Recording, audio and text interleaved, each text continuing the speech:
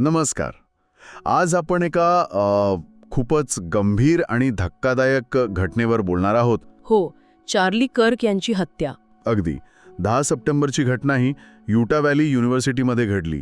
ते त्यांच्या एका कार्यक्रमात होते, अमेरिकन कमबॅक टूअर.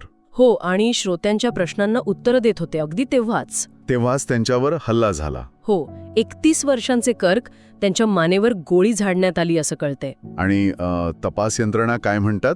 त्यांचं म्हणणं आहे की हा एक लक्षित हल्ला होता.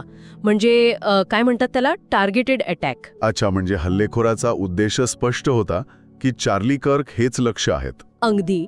पण मुख्य म्हणजे तो हल्लेखोर अजूनही सापडलेला नाहीये, फरार आहे. बापरे, या घटनेने अमेरिकेत तर प्रचंड खळबळ उडाली असणार. नक्कीच.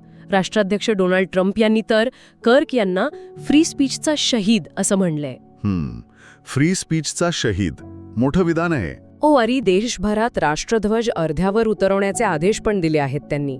दुसरीकडे चार्ली कर्क यांच्या पत्नी एरिका कर्क, त्यांनी कसं घेतलं हे सगळं?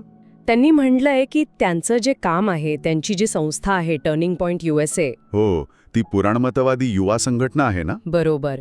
तर त्या संस्थेचं काम त्या अधिक जोमानं पुढे नेणार आहेत. त्यांचा निर्धार दिसतोय त्यात. म्हणजे एका बाजूला राजकीय प्रतिक्रिया, दुसऱ्या बाजूला कामाचा वारसा पुढे नेण्याचा निश्चय. पण या सगळ्यातून म्हणजे जे प्रश्न उभे राहतात ते खूप मोठे आहेत. अगदी. हे वाढतं राजकीय ध्रुवीकरण आणि सार्वजनिक कार्यक्रमांमधली सुरक्षा. बरोबर. जिथे विचारांची देवाणघेवाण होते तिथेच असं होणं, हे चिंताजनक आहे. हा फक्त एका व्यक्तीवरचा हल्ला मानायचा की विचारांवरचा हल्ला? हाच मोठा प्रश्न आहे. या हल्ल्यामागचं नेमकं सत्य काय आहे आणि याचे परिणाम किती दूरवर जातील? हो, यावर लक्ष ठेवावं लागेल. अगदी. आणि एक विचार मनात येतो की सार्वजनिक व्यासपीठांवर व्यक्त होणं हे आता किती असुरक्षित झालंय.